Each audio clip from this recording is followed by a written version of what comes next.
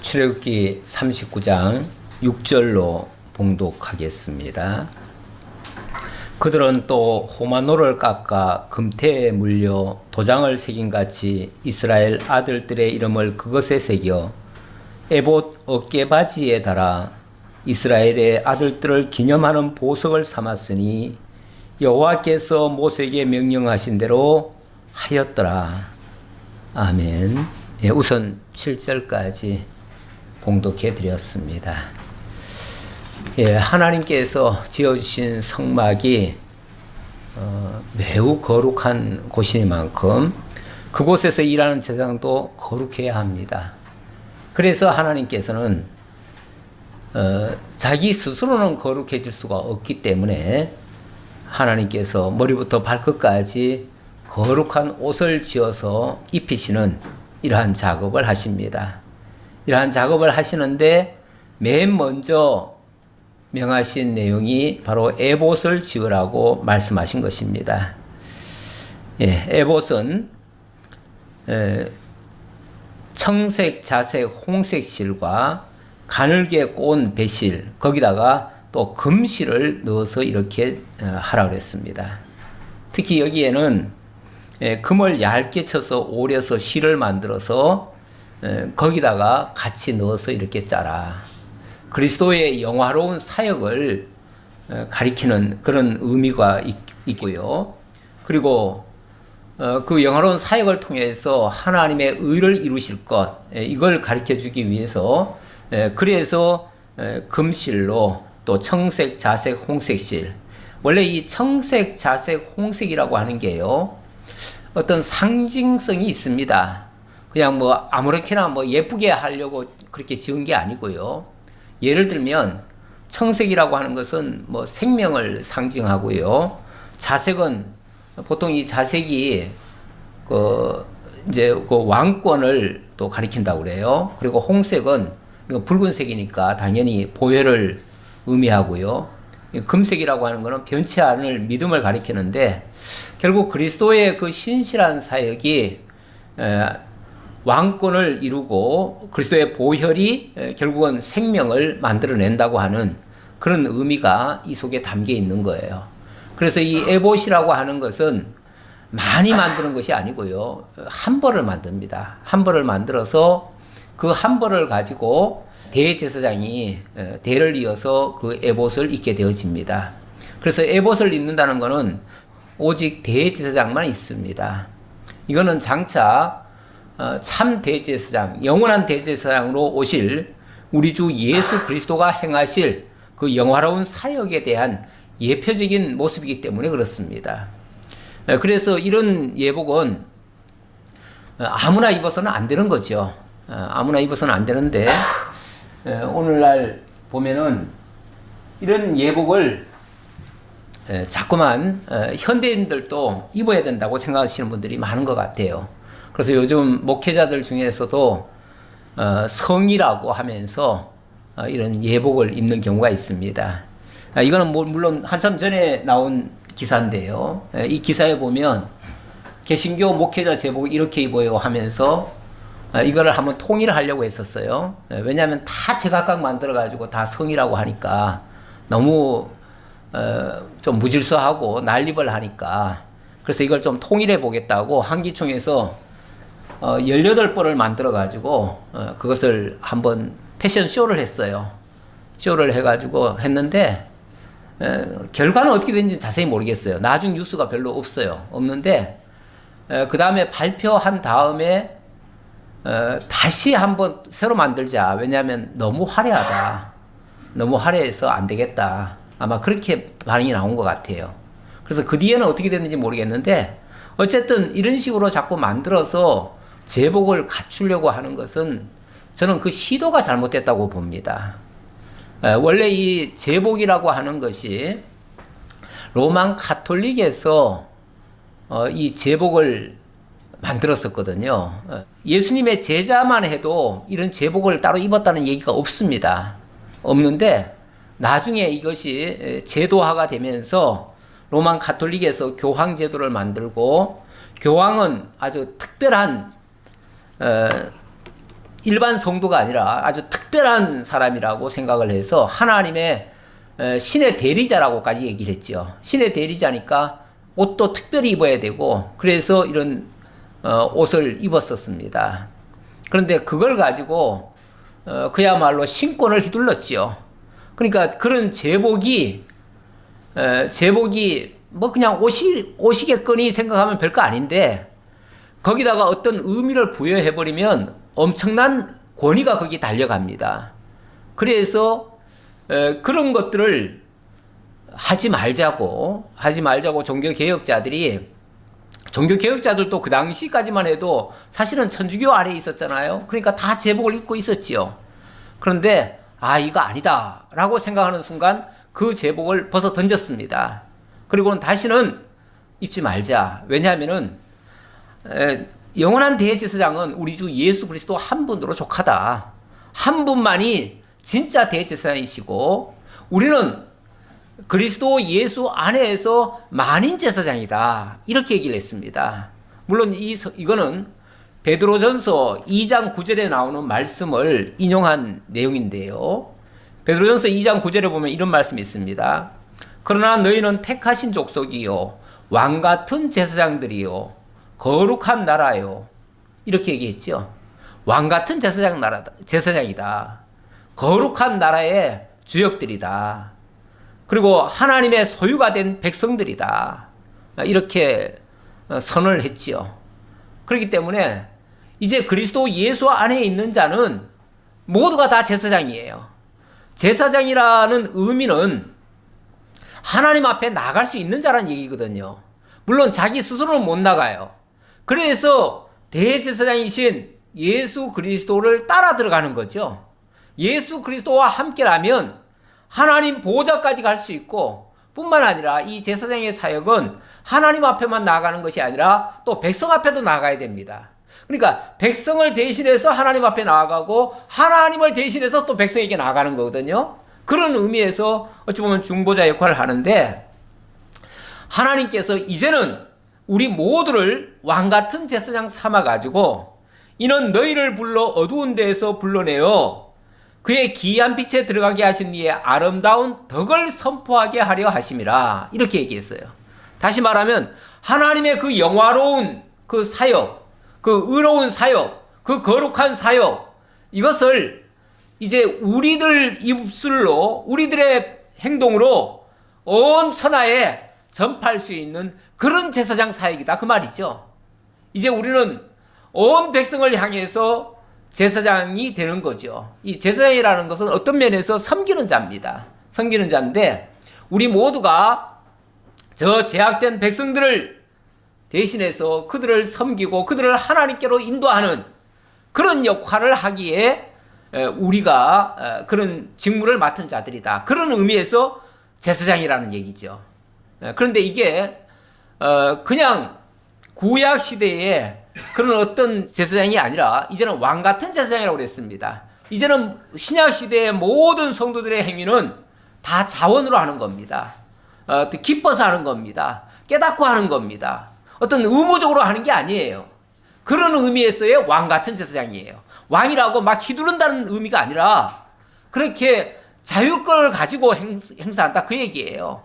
그래서 이제는 우리 모두가 다 왕 같은 제사장으로서 하나님을 섬기고 또 하나님의 백성들을 섬기는 그런 역할을 우리가 하게 된 거죠.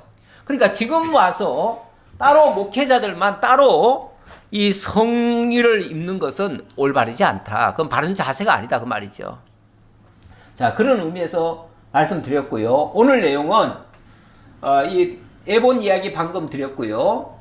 그래서 이 에봇은 유일하게 우리 주 예수 그리스도가 이루실 그 영화로운 사역을 가리키는 그런 예표적인 의미가 있고요. 좀 더 세부적으로 들어가서 에봇과 더불어 거기에 연결된 것들이 많이 있습니다. 견대와 흉패, 그리고 그 흉패와 그 견대에는 12가지 보석이 들어갑니다. 그 12가지 보석에 대한 의미. 그리고 에봇은 또 받쳐 입어야 돼요. 겉옷을 받쳐 입어야 되는데, 그래서 에봇 받친 겉옷과 거기에 또 금방울을 답니다. 그리고 또 속옷도 입어야 돼요. 그래서 속옷은 배로 짠 속옷과 또 두건, 그리고 관, 머리에 관, 이것도 전부 다 배로 짭니다. 이 배로 짠 의미, 그리고 머리에는 여호와께 성결이라고 하는 또 패를 답니다. 이런 것들을 왜 다는지 그런 것들을 오늘 내용 속에서 살펴보려고 합니다. 예, 그런 내용을 이제 살펴보려고 하는데, 먼저 6절로 7절의 내용은 어깨바지, 먼저 성경에는 이걸 견대라고 그랬어요. 견대. 이 어깨, 마치 뭐 군인들 여기에 무슨 훈장 같은 거 있는 것처럼 그런 것들을 여기다 다는 거예요. 다는데 그 내용은 이렇습니다. 이게 요 안에 보석이 들어가고요. 호마노라고 하는 보석이 들어갑니다. 그 보석에다가 이름을 새깁니다. 왼쪽에는 이스라엘 12지파 가운데서 6지파의 이름을 넣고요. 또 오른쪽에도 나머지 6지파의 이름을 넣습니다. 다시 말하면 이 두 견대에 있는 이 보석은 이스라엘 12지파를 가리키는 거예요. 12지파를 거기다가 보석에다 새겼습니다. 보석에다 새겼다는 말은, 보석이라는 말 자체가 영원히 변치 않는다는 얘기예요. 원래 보석이라고 일컫는 것들은 다 변치 않는 거예요. 그래서 보석이라고 얘기하는 거죠. 그래서 그 보석에다가 이스라엘 12지파의 이름을 새기고 그것을 어깨에다가 메고 있습니다. 대제사장이 그걸 어깨에 메는 거죠. 이 어깨에 맨다고 하는 의미, 그 의미를 제가 이사야에서 하나 찾아왔는데요. 이사야 22장 22절에 보니까, 내가 또 다윗의 집의 열쇠를 그의 어깨에 두리니 그가 열면 닫을 자가 없겠고 닫으면 열 자가 없으리라. 이거는 물론 그 당시에 한 사람에게, 유다 지파의 그 뿌리에서 한 사람이 나서 이런 역사를 할 거다라는 예언을 한 건데, 이게 물론 장차 예수 그리스도, 유다의 뿌리에서 오시는 분이 예수 그리스도시죠. 예수 그리스도가 이렇게 되실 것을 가리키는 말인데, 그 다윗의 집의 열쇠가 그의 어깨에 있대요. 그 왕권이죠. 그 왕권이 그의 어깨에 있대요. 그래서 그가 열면 닫을 자가 없고 그가 닫으면 열 자가 없다. 이 모든 것을 다 주장하시는 분이 그 어깨에다가 그 열쇠를 쥐고 있다는 거죠. 다시 말하면 이스라엘 모든 백성들의 어찌 보면 운명이라고 할 수 있는 그것을 다 당신이 짊어지고 있습니다. 그러니까 그분이 열면 열리는 것이고, 그분이 닫으면 닫히는 것이고, 그분이 살리면 사는 것이고, 그분이 죽이면 죽는 것이에요. 우리 아까 지도자님 기도하실 때 우리의 생사화복을 다 주관하시는 하나님, 그 얘기를 하셨던 것 같은데, 우리 하나님이 그러신 분이십니다. 우리 주님이 그러신 분이에요. 우리의 모든 생사여탈권을 다 지고 계시는 분이에요. 뿐만 아니라 우리에게 하나님이 주시고자 하는 모든 복을 또 다 쥐고 계시는 분이에요. 그래서 그분에게 열쇠가 있는 거예요. 그분이 다 가지고 있는 거예요. 우리를 다 책임지고 계시는 거예요. 그걸 어깨에 맸다, 이렇게 얘기를 하는 거죠. 이스라엘 12지파는 그야말로 그분의 손에 달렸고 그분의 어깨에 달렸습니다. 그분이 다 이끌어 가실 거예요. 그런 의미가 이 속에 담겨 있다는 얘기고요. 이걸 또 특별히 뭐라고 얘기를 했습니까? 그것을, 이스라엘의 아들들의 이름을 그것에 새겨서 에봇 어깨바지에 달아 이스라엘 아들들을 기념하는 보석을 삼았으니, 이렇게 얘기하네요. 기념하는 보석. 이 기념하는 보석이라고 말을 하면요, 이 기념이라는 말이 뭐죠? 기억하고 생각한다는 말이죠. 이 보석 자체가 원래 절대 지워지지도 않고 없어지지 않는 것이 보석인데, 하나님 앞에 기념 보석이 된대요. 보석이라고 하는 자체가 가장 귀한 것이고, 가장 귀한 것이 하나님 앞에서 영원히 잊혀지지 않게 하시겠다. 하나님 앞에 영원히 남게 하겠다, 그 얘기죠. 결국 우리 주님께서 이스라엘 12지파, 바로 언약 자손을 가리키는 말입니다. 창세전 그리스도 안에서 예정하신 하나님의 백성들 모두를 당신의 어깨에 짊어지고 하나님 앞에 보여주는 거예요. 그러면 하나님이 그걸 보시고 절대로 안 잊으셔요. 놓지 않는다, 그 말이에요. 절대로 우리를 내버려 두지 않으신다. 그렇게 해서 기념하는 보석. 우리 어린이들 찬송가에 보면 반짝반짝 샛별같이 빛나는 보석 뭐 이런 얘기하지요. 우리가 바로 하나님 앞에 반짝반짝 빛나는 샛별 같은 보석이 되는 거죠. 여기는 호마노라고 했지만은 그냥 보석 중에 하나이기는 하지만 어쨌든 모든 보석은 다 똑같아요. 그 종류가 뭐냐는 것은 다를 수 있지만 그러나 그 기능 자체, 그 귀중함은 똑같아요. 하나님 앞에 절대로 잊혀지지 않는 보석. 그 보석에다가 이름이 새겨져 있으니까 하나님은 단 한 사람의 택한 백성도 버리지 않으신다. 잊지 않으신다. 기억하고 계신다. 그런 뜻 아니겠어요? 자, 이것이 이렇게 하라고 했는데 여호와께서 모세에게 명령하신 대로 다 되었다라고 말하고요. 그 다음 8절입니다. 자, 이번에는 이 가슴에 붙이는 이 패입니다. 가슴에 붙이는 패 해가지고 흉패 이렇게 얘기를 합니다. 가슴 흉자거든요. 가슴 흉자에다가 패. 그래서 흉패 이렇게 얘기를 하는데 이 흉패도 또 만들어서 가슴에다 붙이래요. 자, 이거 어떻게 붙이라고 하는가? 그가 또 흉패를 정교하게 짜되 에봇과 같은 모양으로 금실과 청색, 자색, 홍색 실과 가늘게 꼬은 배실로 하였으니 그것의 길이가 한 뼘, 너비가 한 뼘으로 네모가 반듯하고 두 겹이며. 자, 일단 요 모양을 한번 봅시다. 요 모양을 보는데 이 모양은 요 바깥에는 이게 에봇이고요. 이 에봇 모양이고 여기 이제 금태를 이렇게 만들라는 거예요. 금태를 만들고 금태 안에다가 보석을 하나씩 다 박으라는 거예요. 근데 이번에는 12보석을 새기네요. 12보석을 박는데 그 보석의 이름은 이스라엘은 원래 오른쪽에서부터 왼쪽으로 읽습니다. 글자를. 모든 글자가 다 그렇습니다. 그래서 홍보석, 황옥, 녹주 이렇게 이제 된다 그 말이죠. 이렇게 되고 그 다음에 이제 위에서 아래로 또 오른쪽에서 왼쪽으로 이렇게 읽습니다. 그렇게 해서 이 보석을 12개를 새겨놓고 거기다가 이스라엘 12지파의 이름을 또 거기다 또 새기래요. 그러니까 이스라엘 12지파가 이번에는 아까는 한 보석, 여기는 이제 면적이 좁으니까 한 보석에다가 새겨놨고 이번에는 여기는 이제 좀 넓잖아요. 물론 아주 넓지는 않아요. 한 뼘 정도라고 했으니까 요 정도가 되겠죠.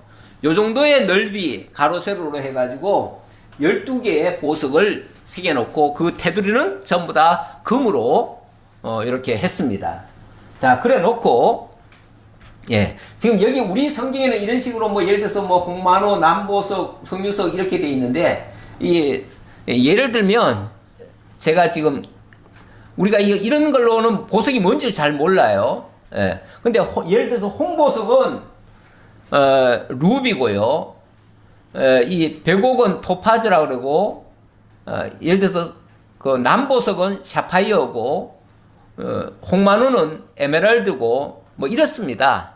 그러니까 이렇게 어떻게 우리가 영어로는 조금 더 익숙한데 우리말로 정작 얘기하면 잘 이해가 안 돼요. 제가 얼른 와닿질 않아요. 근데 어쨌든 우리가 보석을 그렇게 많이 접해보지 않아서 그러는데 이제 보석을 많이 접해본 사람들은 다 알겠죠. 근데 무슨 보석이냐 그건 중요한 건 아니에요, 사실은. 아닌데 여기서 이제 우리가 생각을 해본다면 이 보석이 12가지로 다 다르듯이 또 사실은 다 달라야 더 가치가 상승되지 않겠어요? 한 가지 보석만 있으면 물론 그거 이쁘기는 하지만 그것만 이쁘다고 하면 되겠어요? 여러 가지가 있을 때 조합이 되어지고 더 아름답게 그 아름다움이 상승이 되겠죠. 그렇게 해서 아마 12가지로 한 것 같고 12가지에는 이 각각의 이스라엘 12지파의 이름이 다 새겨져 있습니다. 그러니까 어찌 보면 보석은 다 보석인데 다 달라요. 그 말은 언약 자손이라고 해서 다 동일하지는 않다 그 말이죠. 다 보석인 건 맞는데 그 가치는 다 귀중한데 그러나 다 다르다. 사실 우리 성도님들 개개인도 다 이렇게 살펴보면 다 특징이 다르잖아요. 생각하는 것도 좀 다를 수 있고요. 또 무엇보다도 은사들이 다 달라요. 그러다 보니까 너무나 다양하지요. 다양한데 다 귀중한 거예요. 다 필요한 것이고 또 다 하나님 앞에 정말 보석으로 남을 수 있는 거예요. 그러니까 우리는 다르다고 해가지고 남들과 다르니까 남들만 못하다 이렇게 생각하기도 쉬운데, 남들만 못한 게 아니고 하나님은 나에게 특별하게 고유하게 또 그렇게 만드신 거예요. 그랬으니까 그 나름대로 또 귀중한 거예요. 이 사람은 이래서 귀중하고 저 사람은 저래서 귀중하고, 뭐 교회도 마찬가지죠. 이 교회는 이래서 귀중하고 저 교회는 또 저래서 귀중하고, 그 교회마다도 또 특징이 있을 수 있고요. 우리가 본질에서 벗어나지 않는다면, 다시 말하면 하나님이 여호와이심을 알고 예수가 그리스도심을 깨닫고 그를 나의 주로 나의 왕으로 모시고 그분을 따라 살아간다면, 이게 이제 본질에서 벗어나지 않는 거 아니겠어요? 그렇다면 다 귀중한 성도들이다 그 말이죠. 그런 의미로 볼 수가 있고요. 자, 그렇게 해서 조금 더 읽어보죠. 그것을 네 줄 보석에 물렸으니 곧 홍보석, 황옥, 녹주옥이 첫 줄이요. 둘째 줄은 석류석, 남보석, 홍만호요. 뭐 이런 식으로 했다 그 말이죠. 셋째 줄은 호박, 백만호, 자수정이요. 넷째 줄은 녹보석, 호만호, 벽옥이라 다 금태에 물렸으니, 다 금태에 물렸다. 사실 제각각 보석이 따로 놀면 그거는 또 가치 없이 될 수가 있습니다. 그런데 이거를 금태로 다 둘러버리니까 이게 하나가 되잖아요. 하나가 됐을 때 거기서 또 그 가치 상승이 되어지고 더 소중하고 또 보호가 되는 거죠. 무엇보다 보호가 되는 거죠. 왜 구슬이 서말이라도 꿰어야 보석이 된다 이런 말도 있어요. 예. 다 제각각 있을 때는 구슬 하나하나가 사실은 다 보석이긴 합니다. 근데 그게 다 따로 흩어져 있을 때는 그 가치가 별로 없어요. 근데 이것을 다 한 줄로 엮으면은 뭐가 되죠? 진짜 보석 가치가 있는 거죠. 가치가 제대로 살아나는 거죠. 우리 하나님의 교회도 마찬가지라고 보여집니다. 성도 한 사람 한 사람, 물론 하나님 앞에서 다 소중하지요. 그런데 그 한 사람 한 사람 개개인으로 있을 때는 아무런 능력이 나타나지 않을 수가 있습니다. 그런데 이 교회를 통해서 정말 성령의 하나 되게 하신 것으로 일체감을 갖게 되어지면 거기서 놀라운 역사가 일어나는 거죠. 정말 하나님의 위대한 역사가 펼쳐지는 것이고요. 또 그게 드러날 것이고요. 사실 이 교회라고 하는 기관이 없으면 예배라고 하는 것이 제대로 안 드려질 것이고, 그러면 하나님의 말씀이 제대로 선포되지 않을 것이고, 그러면은 아무리 이 성경이 보호하고 아무리 값진 진주처럼 돼 있다 할지라도 이것을 밝혀서 바르게 증거할 수가 없잖아요. 그렇죠? 예. 그렇게 되어지면 그 가치를 이끌어낼 수가 없어요. 근데 이것이 하나로 묶어지면 진짜 거기서 정말 값진 보화가 다 드러날 수 있는 거죠. 그런 의미와도 같다고 보여줄 수 있습니다. 자, 그래서 이 모든 것이 금태에 물려졌다는 게 중요합니다. 보석 하나하나도 다 소중하지만 금태에 물려졌을 때 제대로 그 역사가 나타난다. 우리 성령이 하나 되게 하신 것으로 연결되어져야 진짜 가치가 살아난다. 그 의미로 이해하셔도 되겠고요. 자, 14절. 이 보석들은 이스라엘의 아들들의 이름, 곧 그들의 이름대로 12이라.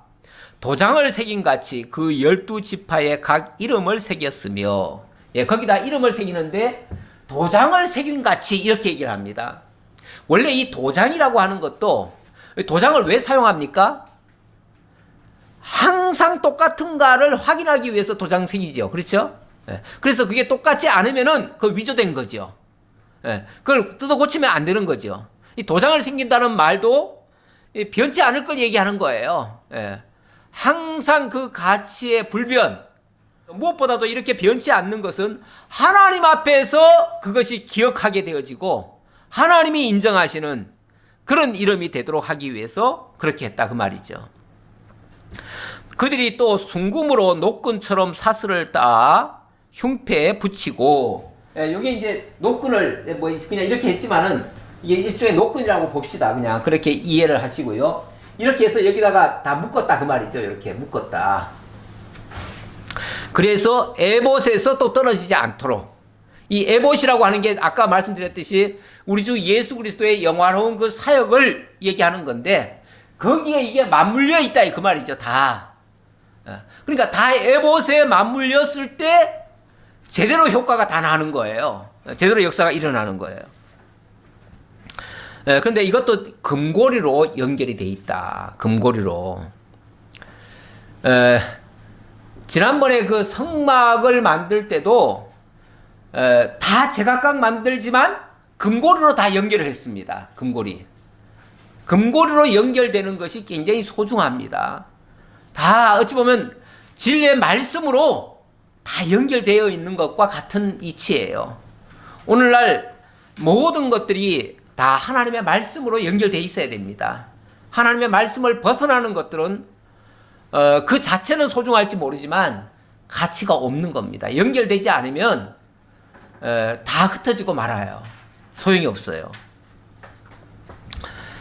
자, 그 다음 그 따은 금사슬을 흉패 끝 두 고리에 꿰매었으며 그 따은 두 사슬의 다른 두 끝을 에봇 앞 두 어깨바지에 금태에 매고 또 금고리 둘을 만들어 흉패 두 끝에 달았으니 곧 에봇을 마주한 안쪽 가장자리에 달았으며, 뭐 이렇게 만들었다라고 하는 그 설명입니다. 설명인데 이 출애굽기 28장에 이 흉패에 대해서 이렇게 말합니다.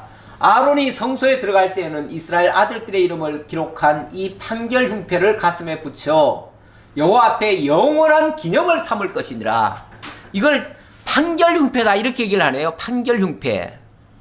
이 판결 흉패라고 말을 하는 거는 원래 이 에봇 안에다가 우림과 둠밈이라고 하는 그 판결의 기준이 되는, 이건 하나님의 사인입니다. 하나님의 사인.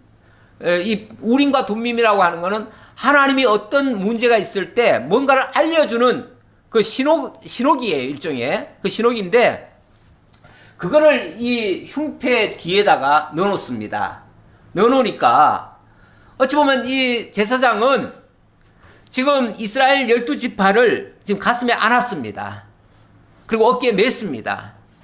그랬는데 이 안에서 하나님의 신호가 오는 거예요. 하나님의 신호가 오니까 그 신호에 따라서 이제 하나님 앞에 보이기도 하고 이렇게 하겠죠. 하나님의 뜻을 따라서 이 모든 백성들을 지도하는 셈이죠. 그래서 이 판결 흉패라고 하는 것은 바로 하나님의 뜻을 이 우림과 둠민 속에다 넣어가지고 그 안에다가 해놨다 이렇게 볼 수 있고요. 그래서 30절에 이렇게 말합니다. 너는 우림과 둠밈을 판결 흉패 안에 넣어 아론이 여호와 앞에 들어갈 때 그의 가슴에 붙이게 하라. 아론은 여호와 앞에서 이스라엘 자손의 흉패를 항상 그의 가슴에 붙일지니라. 그러니까 뭐 무조건 백성들이 소중하다, 귀하다, 가치 있다 이것만을 강조하는 게 아니라 그것이 하나님의 말씀을 따라 될 때, 하나님의 말씀을 따라 움직일 때 진짜 그 가치가 제대로 살아나는 겁니다. 사실은 하나님의 인도 없는 모든 행위들은 나중에 보면 다 물거품 같아지거든요. 그래서 그냥 백성들만 소중히 여기는 게 아니라 하나님의 말씀을 따르도록 그렇게 한다라는 의미가 되겠습니다. 자, 어쨌든 이렇게 해서 이 역시도 하나님 앞에 영원한 기념을 삼도록 하라 그랬어요. 어찌 보면 이스라엘 12지파가 이 제사장에 의해서 어깨에 메어지고 또 가슴에 안겨지는 거예요. 그런 채 하나님 앞에 나아가는 거죠. 그러면 하나님은 그 보석만 보시는 게 아니고 이 제사장을 통해서 그 보석에게 그 가치가 빛나도록 만드시고 또 잊지 않아 주시는 거죠. 늘 함께 해 주시는 거죠. 그래서 이 언약 자손들, 바로 기념 보석에 새겨진 그 언약 자손들을 불꽃 같은 눈동자로 지키시고 항상 품어 주신다고 하는 그런 의미가 이 속에 담겨 있습니다. 자, 그렇게 보시고요. 20절 읽어야 되나요? 또 금고리 둘을 만들어 에보다 두 어깨 바지 아래 매는 자리 가까운 쪽 곧 정교하게 짠 에봇띠 위쪽에 달고 청색 끈으로 흉패 고리와 에봇 고리에 깨어 흉패로 정교하게 짠 에봇띠 위에 붙여서 에봇에서 벗어나지 않게 하였으니 여호와께서 모세에게 명령하신 대로 하였더라. 에봇에서 벗어나지 않게, 뭐 여러 가지 설명이 많은데 다 어떻게 연결하라는 뜻이지 뭐 특별한 건 아니에요. 어쨌든 이것이 에봇에서 떨어지지 않도록 해라. 절대 떨어지면 안 되죠. 얼마나 소중한 건데요. 얼마나 귀한 일인데요. 이걸 떨어지게 하면 안 되죠. 그래서 그것을 잘 연결하도록 하라는 얘기고요. 자, 22절부터는 에봇 받침 겉옷을 만들고 가장자리에 방울과 석류를 다르라고 하는 그런 장면이 되겠습니다. 자, 그가 에봇 받침 긴 옷을 전부 청색으로 짜서 만들되 그 옷의 두 어깨 사이에 구멍을 내고 갑옷 깃같이 그 구멍 주위에 깃을 짜서 찢어지지 않게 하고, 자, 우선 요번에 이 옷입니다. 이 옷, 이 청색, 이 그림이 사진이 좀 흐린데요. 뭐 그래도 전체를 보기 위해서 제가 이 그림을 가져왔습니다. 여기 이제 선명하긴 한데요. 요 청색이죠, 청색. 이 에봇을 받쳐 입는 옷, 받쳐 입으면서 겉옷이라고 할 수 있죠. 겉옷. 에봇을 받쳐 입는 겉옷이다 해가지고 그래서 에봇 받침 겉옷 이렇게 표현을 했습니다. 그런데 이걸 청색으로 했네요. 청색이라고 하는 것이 아까 생명의 색깔이라고도 할 수 있다고 그랬는데, 어쨌든 이걸 받쳐 입음으로써 이 에봇이 돋보이는 겁니다. 돋보이도록 그렇게 했습니다. 이 옷은 뭐 그렇게 복잡하지는 않습니다. 이 단순해요. 이 통옷이고요. 한마디로 이스라엘의 그 옷들이 대부분 보면 통옷입니다. 그냥 부대처럼 이렇게 만들어가지고 위에 구멍 뚫으면 옷이 되는 거예요. 그래서 이 구멍 뚫고 그냥 다 이렇게 그냥 걸치면 되는 거예요. 네, 그런 옷이에요. 그래서 뭐 구멍을 뚫고 뭐 어깨 사이에 구멍을 내고 뭐 이렇게 얘기하죠. 깃을 또 짜서 찢어지지 않게 하고. 그러니까 이렇게 구멍을 뚫었으니까 당연히 이 실이 풀릴 거 아니에요. 그래서 실 풀리지 말라고 깃을 이렇게 짜서 이렇게 테두리 이렇게 다 꾸며주라 그 소리죠. 뭐 별 얘기는 아니에요.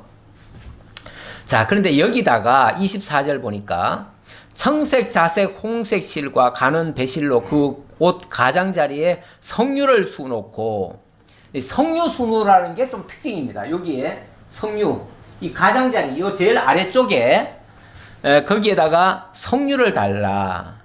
그리고 석류를 수놓고 또 순금으로 방울을 만들어 그 옷 가장자리로 돌아가며 석류 사이사이에 달되, 이 석류를 먼저 쭉 달아놓고 그 석류 중간중간에다가 또 금방울도 다 달아라. 그래서 석류와 금방울이 달려 있습니다. 방울과 석류를 서로 간격을 두고 번갈아 그 옷 가장자리로 돌아가며 달았으니 여호와께서 명령하신 대로 하였더라. 자, 이 모든 것이 여호와께서 명령하신 대로 됐다. 이렇게 얘기를 했습니다. 이건 또 무슨 의미인가? 여기 석류와 금방울. 어쨌든 석류라고 하는 거는 빨간 그런 어떤 열매가 되는데, 그 어떤 열매죠. 일종의 열매고, 그리고 거기에 또 금방울입니다. 금방울인데, 석류와 금방울의 그 기능 자체는요, 이스라엘 백성들이 1년에 한 차례 대제사장이 이스라엘 백성들을 대신해서 하나님 앞에 나아갑니다. 나아갈 때에 지성소까지 들어가거든요. 근데 지성소에 들어가면은 거기에 피를 가지고 들어갑니다. 그런데 거기서 제사가 잘 드려지면 이스라엘 백성 전체가 다 제사함을 받았다라고 하는, 하나님이 그 제물을 받으시고 흠량하셨다라고 하는 증표가 됩니다. 그래서 당연히 살아나올 수가 있지요. 그러면 들어가며 나오며 딸랑딸랑딸랑 하고 백성들의 주목이 이제 그쪽을 향해서 있지요. 그래서 백성들은 늘 그 소리를 기다리고 있는데, 그 딸랑 소리가 나오면은 백성들이 우리가 이제 하나님 앞에 우리의 제사가 드려졌구나, 정말 기쁘다, 어찌 보면 만세를 부르는 거죠. 그러니까 백성들이 밖에서 늘 기다리는 소식은 그 금방울 소리입니다. 금방울 소리. 금방울 소리가 백성들이 하나님 앞에 상달되었다고 하는 증표이고요, 또 제사함을 받았다고 하는 증거거든요. 그러니까 그게 기쁜 소식이죠. 근데 이제 로마서에 와서는 이걸 인용을 해서 이렇게 말을 하네요. 로마서 10장인데요. 누구든지 주의 이름을 부르는 자는 구원을 받으리라. 자, 주의 이름을 부르면 구원을 받는다. 그런즉 그들이 믿지 아니하는 일을 어찌 부르리요? 듣지도 못한 일을 어찌 믿으리요? 전파하는 자가 없이 어찌 들으리요? 보내심을 받지 아니하였으면 어찌 전파하리요? 기록된 바 아름답도다. 좋은 소식을 전하는 자들의 발이여 함과 같으니라. 아름답도다. 이 좋은 소식, 그 기쁜 소식, 그 소리도 기쁜 소식이고요, 또 그 모양도 아름답고요. 이렇게 지금 표현을 했는데, 그 아름다운 소식과 그 아름다운 모양이 바로 성류와 금방울이 되겠습니다. 그것을 이렇게 될 것을 가리키는 말씀인데, 결국은 하나님의 기쁜 소식, 그것을 우리들에게 들려주기 위해서 이 제사장에게 이런 것을 달아놓았다. 이건 하나의 모형과 그림자적으로 이렇게 달아놓은 겁니다. 자, 그렇게 보시면 되겠고요. 어쨌든 이것도 하나님의 그렇게 하시고자 하는 하나님의 뜻이 있었다. 그 얘기를 말씀드리는 거고요. 27절 보겠습니다.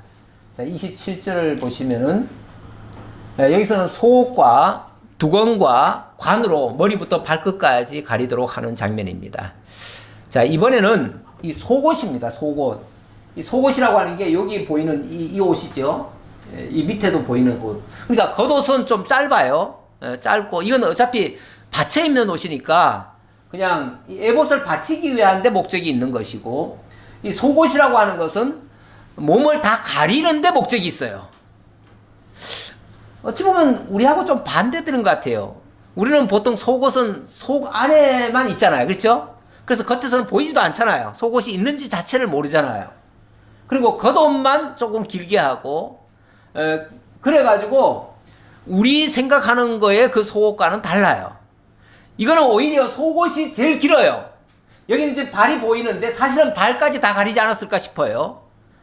발은 만약에 그냥 맨발이 아니라 틀림없이 발도 버선 같은 걸로 신었을 겁니다. 저는 그렇게 봐요. 그런데 버선을 신었다는 말이 없어가지고 그냥 사람들이 이렇게 맨발을 자꾸 그려놓는 것 같은데, 저는 머리부터 발끝까지 다 가렸다고 봅니다. 왜냐하면은 우리가 하나님 앞에, 거룩하신 하나님 앞에 이 맨몸으로 맨살을 보일 수가 없어요. 우리의 부정한 몸을 보일 수가 없다고요. 그래서 다 가려야 돼요. 가려야 되는데 뭘로 가리는가? 속옷으로 가리는 거예요. 속옷으로. 그러다 보니까 속옷이 당연히 더 길어요. 더 커요. 겉옷보다 더 커요. 그러니까 이게 이제 우리 생각하는 옷과는 좀 다르다 그 말이죠. 어쨌든 이 속옷은 세마포로 만듭니다. 세마포. 깨끗한 세마포. 이 깨끗한 세마포라고 하는 것이, 이 세마포 하면은 깨끗하다는 이미지가 있잖아요. 깨끗하다는 이미지. 우리 예수님의 그 표현에 의하면은 요한계시록에 보면 우리의 그 더러운 옷이겠죠. 그 더러운 옷에다가 그리스도의 피로 씻으니까 새하얗게 되었다, 이렇게 표현을 합니다. 아니, 피로 옷을 씻으면 새하얗게 됩니까? 좀 말이 안 되는 얘기 같아요. 피로 씻으면 벌겋이 어떻게 그 하얗게 됩니까? 근데 붉은 피로 씻어서 하얗게 깨끗하게 되었다. 이렇게 말씀하셔요. 그런 의미예요. 그런 의미. 다시 말하면 이건 그리스도의 의의 옷으로 덮는 거예요. 우리의 행위나 우리의 몸의 모든 것은 더러운 옷과 같다 그랬어요. 이사야 61장인가에 보면은 우리의 행위는 더러운 옷과 같은데, 그래서 우리의 행위나 우리의 몸으로는 하나님 앞에 나아갈 수가 없어요. 그러니까 그리스도의 의의 옷이 덮여야 되는데, 그 그리스도의 의의 옷이라고 하는 것은 그리스도의 보혈로 씻은 옷이에요. 그게 세마포 옷이다 그 말이에요. 그 옷으로 머리부터 발끝까지 다 덮어야 돼요. 그래서 이 머리에 이 두건도 사실은 세마포로 자른 겁니다. 그러니까 결국은 머리부터 발끝까지 다 그렇게 하는 거예요. 분명히 버선도 세마포로 짰을 겁니다. 세마포로. 그렇게 해서 온 몸을 다 가렸다 그 말입니다. 세마포로 두건을 짓고 세마포로 빛난 관을 만들고 관은 배실로 짜서 세마포 속바지들을 만들고, 보세요. 하나하나 세마포 속바지 그러면은 우리말로 하면 그게 팬티잖아요. 예. 그런데 그것까지도 전부 다 세마포로 다 만들었다. 그러니까 완전히 속을 전부 다 세마포로 다 바꿨다 그 말이죠. 다 덮었다.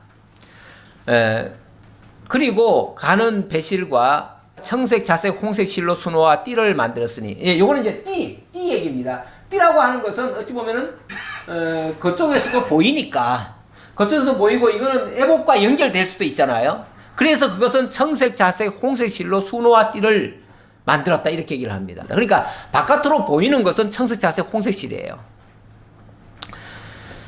전에 그 성막을 만들 때 보면 성막은 안에는 또 화려한데 바깥으로 나올수록 우중충했잖아요. 또 그것과는 또 좀 약간 또 상반된 느낌이기도 해요. 예. 여기는 속은 깨끗하고요, 겉은 또 화려하고 아름답고 영화로운 그런 모습을 띠고 있습니다. 이것이 그리스도께서 우리를 위한 온전한 대제사장이 되실 것을 가르쳐 주느라고 그렇습니다. 그러니까 사람이 그리스도의 그 역사를, 그 영화로운 사역을 증거하려니까 그런 모습을 띄었다 그 말입니다. 자, 그 다음 30절로 31절에서는 여호와께 성결이라고 쓴 패를 만들어서 머리에 착용하라고 하는 겁니다. 그러니까 이거는 두건을 이렇게 쓰고 두건 위에다가 또 이 금패를 또 붙이라 그 얘기예요. 30절입니다. 그들이 또 순금으로 거룩한 패를 만들고 도장을 새긴 같이 그 위에 여호와께 성결이라 새기고 그 패를 청색 끈으로 관 전면에 달았으니 여호와께서 모세에게 명령하신 대로 하였더라. 이렇게 금패를 만든 다음에 거기다가 또 이 청색 끈을 묶어 가지고 뒤로 이렇게 묶어주라 그 소리죠. 그러니까 뭐 그 과정은 사실은 별건 아니에요. 별건 아닌데 이제 그 의미가 중요한데요. 제가 이거는 시편에서 한 말씀을 가져왔습니다. 시편 32편 1절에 보면 허물의 사함을 받고 자신의 죄가 가려진 자는 복이 있도다. 마음에 간사함이 없고 여호와께 정죄를 당하지 아니하는 자는 복이 있도다. 왜 이 말씀을 가져왔냐면 우리 주님이 그 머리에 그러니까 이마에 이 패가 붙잖아요. 예수님이 왜 십자가에 못 박혀 죽으실 때 사람들이 유대인의 왕이라고 한다고 해서 그걸 조롱을 했잖아요. 빌라도가 그래서 조롱하는 뜻으로 뭐라고 써놨냐면은 거기다가 유대인의 왕 이렇게 패를 썼어요. 그래가지고 그것을 십자가 위에다가 매달았어요. 어찌 보면 그건 조롱한 겁니다. 조롱했는데 이 사람이 이스라엘 백성들의 왕이라고 해서 죽인다 그 말이잖아요. 결국 이스라엘 백성을 대신해서 죽는다라는 말과 같은 말이에요. 그래 이스라엘 백성을 대신해서 이 예수가 죽는데 그게 바로 우리의 죄를 위하여 죽은 거예요. 우리의 죄를 대신 짊어지고 결국 그는 죽을 죄가 없었어요. 대제사장이 조사를 했어도 사실은 죄가 나온 게 없어요. 빌라도가 조사를 했지만 죄가 나온 게 없어요. 그러니까 빌라도가 나중에 뭐라고 그러냐면 이 죄값은 너희들이 받아라. 왜냐하면 나는 이 사람에게서 죄를 찾지 못했노라. 그러면서 그 손을 대야에다가 손을 씻습니다. 씻으면서 나는 이 죄에 대해서 무관하다. 이 죄값은 너희들이 받아라 그랬습니다. 결국 백성들의 죄를 대신해서 죽으신 거예요. 그가 죽으심으로 결국 백성들의 죄가 다 사해진 거예요. 그래서 여호와 앞에 성결한 역사를 하신 거예요. 우리 모든 죄를 다 사해주는 그 역사를 하신 거예요. 그래서 물론 예수 그리스도 자신이 성결하신 분이시고요. 그분은 죄가 없으신 분이시고 또 그분의 그 죄 없으신 분의 대속의 사역으로 우리가 죄사함을 받았어요. 그래서 이렇게 허물의 사함을 받고 자신의 죄가 가려진 자는 복이 있도다. 사실 우리들이 죄 자체가 없어진 겁니까? 하나님이 덮어준 겁니까? 덮어준 거예요. 덮어준 거예요. 그리스도의 의의 옷으로 가려주니까 죄가 안 보이는 거죠.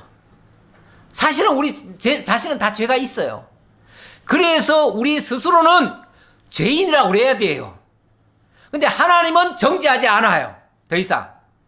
정죄하지 않는다고 해서 나는 죄인이 아니야. 이렇게 하면 될까요? 그러면 자고한 거죠. 자고하는 거죠. 예. 그래가지고 나는 죄사함 받았으니까 나는 더 이상 죄인이 아니야. 그리고 나는 이제 무슨 죄를 지어도 하나님이 내 과거, 현재, 미래 죄 다 용서해 주셨어. 그러니까 나는 이제부터 무슨 죄를 지어도 괜찮아. 살인해도 괜찮아. 이렇게 말하는 사람들이 가끔 있어요. 가끔 있는데 그렇게 말하면은 이거는 아예 죄 자체가 싹 없어진 걸로 착각하는 사람이에요. 그러면은 오만해지고요. 교만해집니다.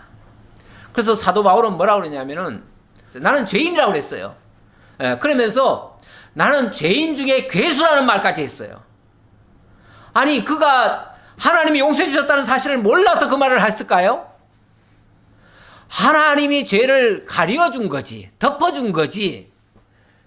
덮어줬으니까 우리가 더 이상 죄인으로 규정하지 않는 거지. 어디까지나 그리스도의 의로 그리스도가 우리를 덮어주신 거죠. 덮어주셔서 의롭게 된 거지. 우리 스스로가 이제는 그리스도 필요 없어. 나는 의인 됐으니까. 만약에 우리가 의인 됐다고 치면요. 진짜 의인 됐다고 치면 더 이상 하나님도 필요 없습니다. 나 구원 받았는데요. 나 의롭게 됐는데요. 나 다 끝났는데요. 누가 나를 정죄해요? 그리스도도 필요 없습니다. 그렇게 되면. 그래서 우리 성경은 뭐라고 그러냐면 그리스도 예수 안에서 사함을 받는다. 이렇게 얘기를 합니다. 그래서 그리스도를 떠나는 순간 다시 그 죄는 그대로 여전히 있습니다. 그리스도 밖에서는 여전히 죄인입니다. 그래서 율법은 우리를 밖에서 늘 기다리고 있어요. 밖에서 기다리고 있다가 그리스도 밖으로 나오면 뭐 하려고요? 잡아가려고. 가로채려고. 그래서 우리 스스로는 늘 죄인임을 기억하셔야 됩니다.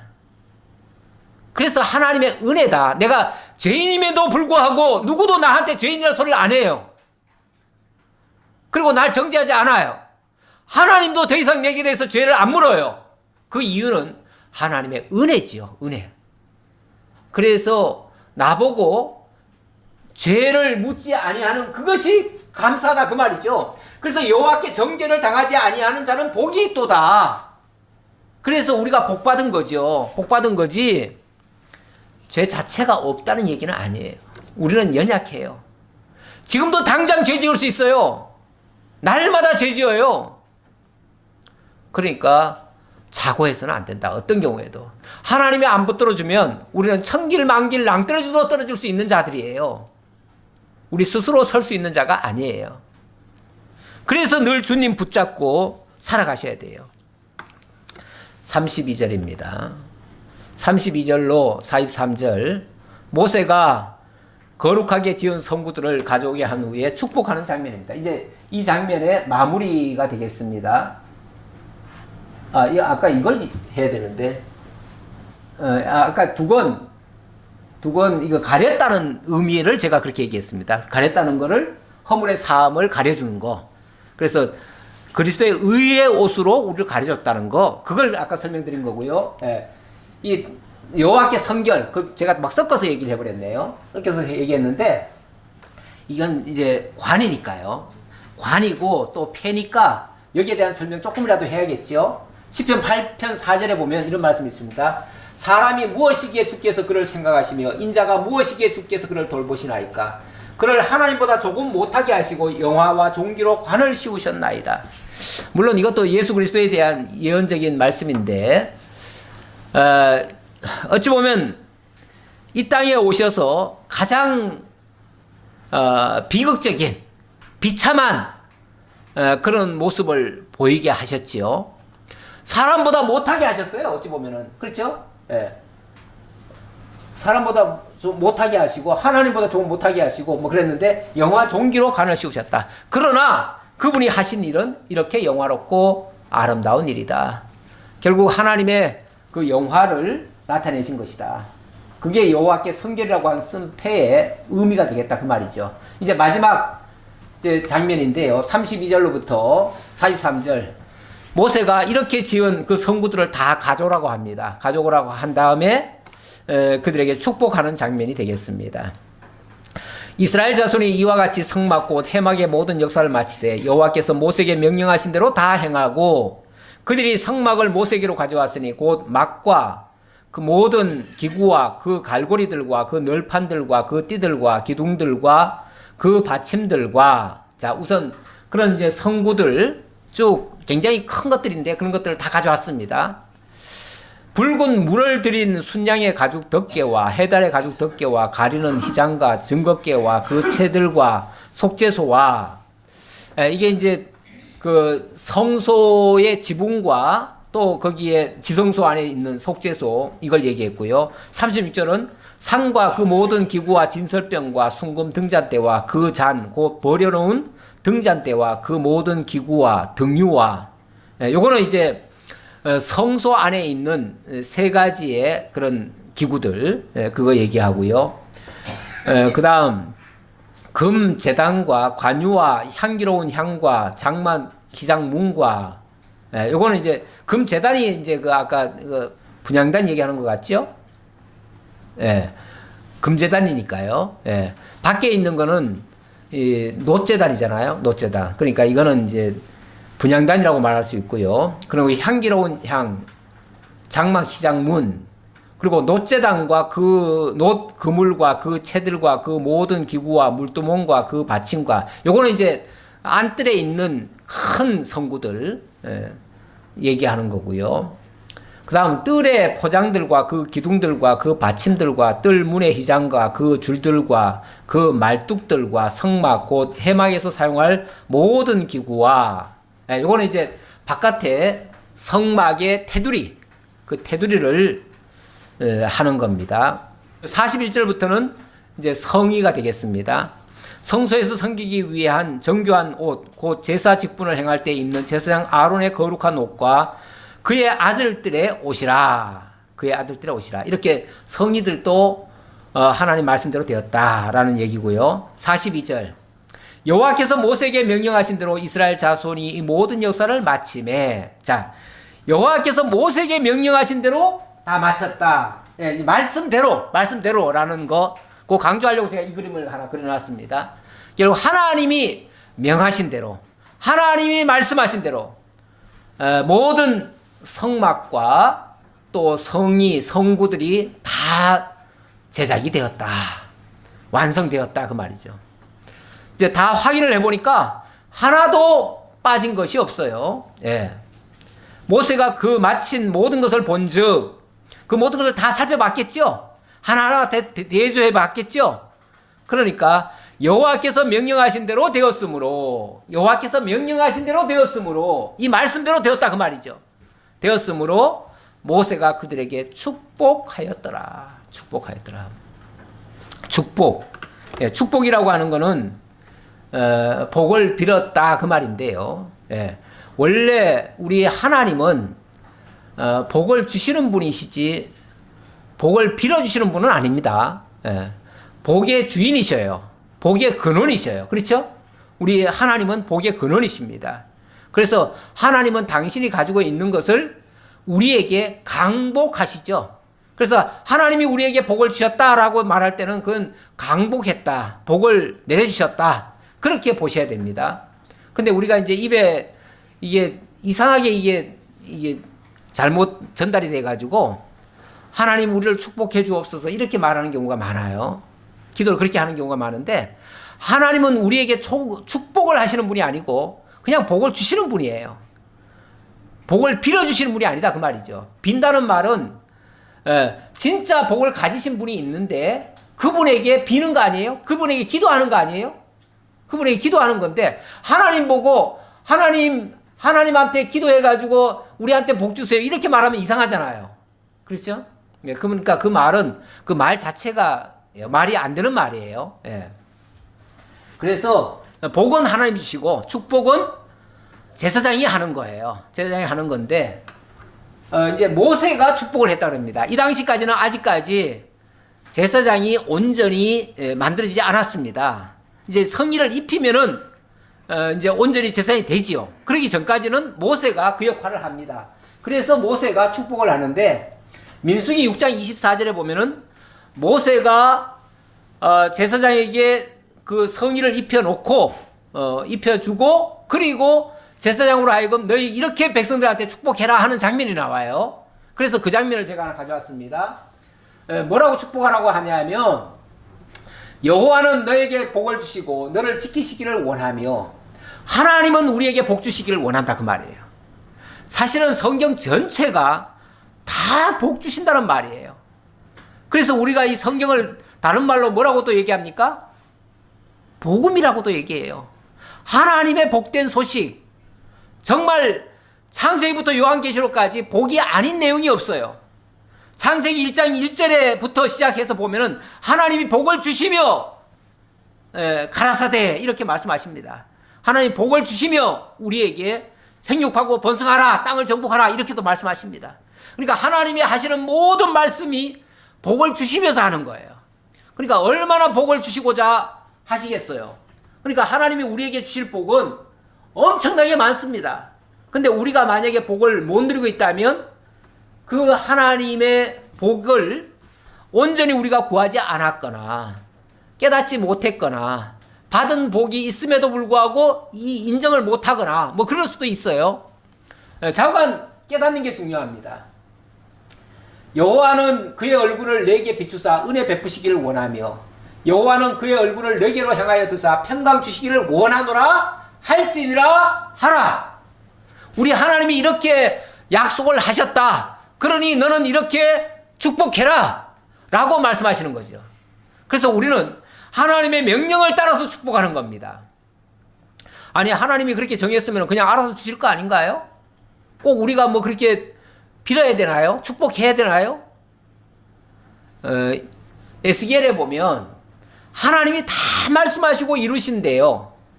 하나님이 다 말씀하시고 이루시지만 그래도 너희가 구하여야 할지니 이렇게 얘기를 합니다. 구하여야 할지니. 안 구해도 알아서 다 해줄 거죠. 물론 줄 수 있어요. 그런데 구하지도 않는데 주면은 뭐가 되죠? 저절로 생겼다고 생각하잖아요. 저절로 생겼다고 하면은 하나님이 주셨다고 믿을까요? 안 믿잖아요. 그러니까 어떻게 해요? 하나님이 주셨다는 사실을 먼저 깨달아야 될 것이고, 그리고 그렇게 약속하셨으면 그 약속을 이루어 달라고 기도해야 될 것이고, 그러면 하나님이 그 약속을 주실 것이고, 그러면은 하나님이 주셨다는 사실을 깨달을 것이고, 그렇게 깨달으면은 하나님을 찬양하게 되겠죠. 그렇죠? 그러니까 하나님이 우리에게 깨닫게 하시고 찬양하게 하시려고 그렇게 하신다 그 말이에요. 그들은 이같이 내 이름으로 이스라엘 자손에게 축복할지니 내가 그들에게 복을 주리라. 이렇게 기도하면 하나님이 그렇게 복을 주시겠다라고 약속하셨습니다. 하나님 지금도 살아계십니다. 우리에게 말씀하신 그 약속의 말씀 한 채 오차도 없이 다 이루십니다. 하나님 말씀하신 것 백성들이 어떻게 순종했는지 다 순종했습니다. 우리도 성령이 함께 하시면 다 순종할 수 있습니다. 기도하겠습니다.